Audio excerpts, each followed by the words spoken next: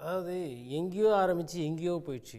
இங்கே பீகாரில் உயிரோடு இருக்கிறான், அவன் செத்து போயிட்டான்னு சொல்லிட்டு அவன் பேரை எடுத்துட்டாங்க. செத்து போனவன் ஐயா நான் பணமாகல உயிரோடு தாங்கிறான்னு வந்து டீ குடிக்கிறான். செத்த பணத்துக்கு எங்கடா ஓட்டு போச்சுன்றது தான் பிரச்சனை. ஓட்டு திருட்டுன்றது அதுதான்.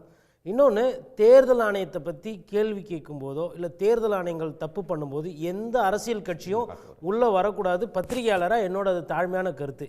இதே தேர்தல் ஆணையம் இந்த போக்கில் போச்சுன்னா நாளைக்கு யார் வேணால் ஆளுங்கின்ற அரசாக இருக்கட்டும், யார் வேணால் எதிர்கட்சியாக இருக்கட்டும், இது ரொம்ப மலிவான போக்கு தேர்தல் ஆணையம் நடந்துக்கிறது. ஒரு ஜீரோன்னு போட்டு அட்ரஸில் வந்து ஒரு எவ்வளோ பேர் இருக்கிறது, ஒரு வீட்டில் 185 பேர் இருக்குது. இதெல்லாம் நம்ம முன்னாடியே பேசியிருக்கோம்.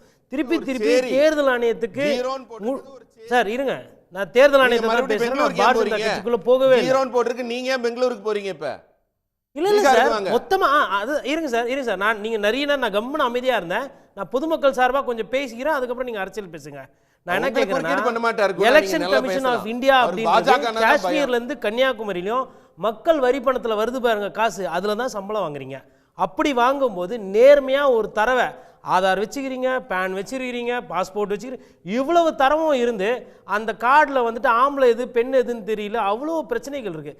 தேர்தல் ஆணையத்தை பற்றி கேள்வி கேட்கும்போது பாரதிய ஜனதா கட்சி ஏன் குறுக்குல வரணும்? காங்கிரஸ் கட்சிக்கும் தேர்தல் ஆணையத்துக்கும் தான் பிரச்சனை. அவங்க தேர்தல் ஆணையம் சொல்கிறாங்க நாங்கள் உங்கள் மேலே வழக்கு போடுவோம், கேஸ் போடுவோம். நீங்கள் எதுக்கு சார் உள்ளே வரீங்க? நீங்களும் நான் எப்படி கேட்கலாம்ல?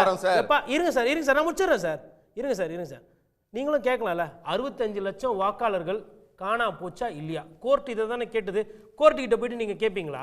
நீங்கள் வந்து பாகிஸ்தானுக்கு வெளில போயிட்டீங்க, பங்களாதேஷ்க்கு வெளில போயிட்டீங்க, அமெரிக்காவில் வெளில போயிட்டீங்க, கோர்ட்டில் இதே பதில நீங்கள் சொல்ல முடியுமா? இல்லை அஃபிடவிட் தாக்கல் லட்சம் பேர் எங்க போயிட்டாங்கன்னு லிஸ்ட் கொடுத்தாச்சு சார். லிஸ்ட் கொடுத்தாச்சு கோர்ட்ல. பீகார்ல 65 லட்சம் பேர் காணோம் சார். அது முடிஞ்சதுக்கு அப்புறம் அமெரிக்கா கொடுத்தாச்சு சார். நீ எந்த உலகத்துல இருக்கீங்க? நீக்கப்பட்ட பட்டியல் லிஸ்ட் கோர்ட்ல சொல்றீங்க. இவ்வளவு நேரம் என்ன சொன்னீங்கன்னா இது வந்து சதி. இன்னொன்னு சொல்றேங்க, வெளிப்படையா பேசுறேன்.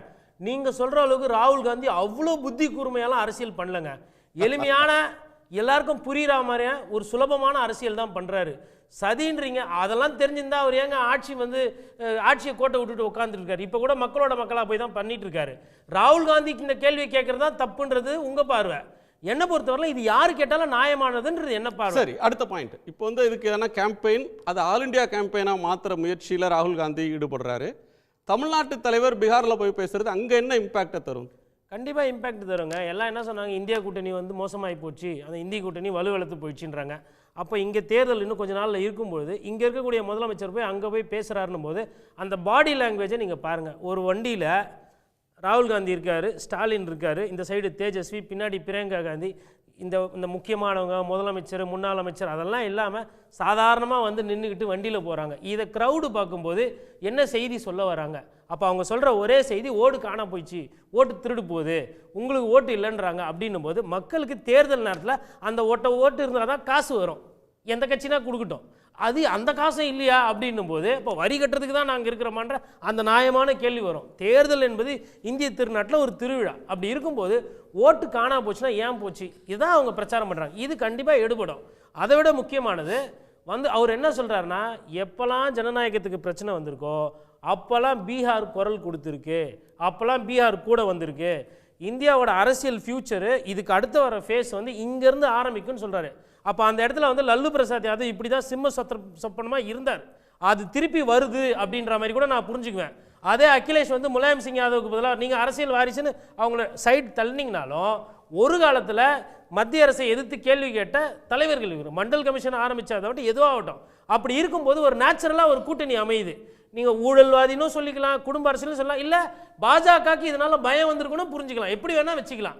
பட் இதில் வந்து நியாயமான விஷயங்கள் என்னென்னா தேர்தல் நம்பிக்கை என்பது பேசுங்க.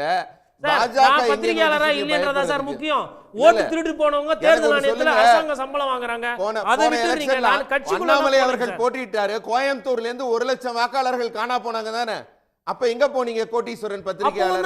1 லட்சம் வாக்காளர்கள் என்னோட காணொளியில நீங்க பார்க்கணும்னு அவசியம் இல்ல சார். நாங்க யார் யார் பாஜகவுக்கு வாக்களிப்பாங்கன்னு பார்த்து நீங்க இன்னைக்கும் தேர்தல் ஆணையம் சரியில்லை, நாளைக்கும் தேர்தல் ஆணையம் சரி இருக்காது காட்டுனாங்க. அத புரிஞ்சுக்கங்க நீங்க. இல்ல அப்ப நீங்க ஆட்சியில இருங்க, எதிர்க்கட்சியா இருங்க, தொடர்ந்து இருங்க, எனக்கு பிரச்சனை அது இல்ல.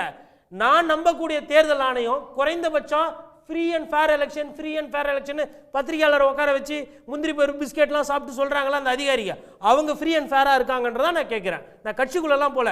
கோயம்புத்தூரில் ஓட்டு போச்சா, ஆமாம் அது கேளுங்க, நீங்கள் வழக்காடு மன்றம் போயிருக்கலாம், அண்ணாமலை ஏன் தோத்தாரு, எதுக்கு தோத்தான்னு ஆராய்ச்சி பண்ணியிருக்கலாம். நாங்கள் அதிலெல்லாம் நான் குறுக்கிடு வரலையே.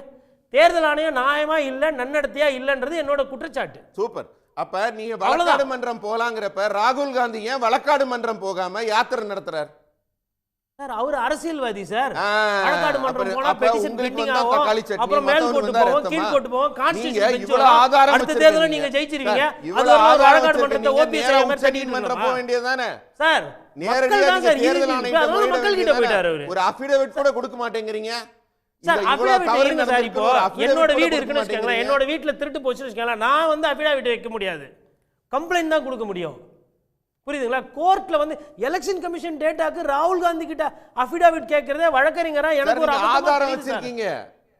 நீங்க ஆதாரம் வச்சிருக்கீங்க. நேரா கோர்ட்டுக்கு போயிருங்க. சரி, எலெக்ஷன் கமிஷன் வேண்டாம் சார், சும்மா கவர்னர் கைத்து போலன்னா கூட நேரா இது என்னன்னா போறீங்க.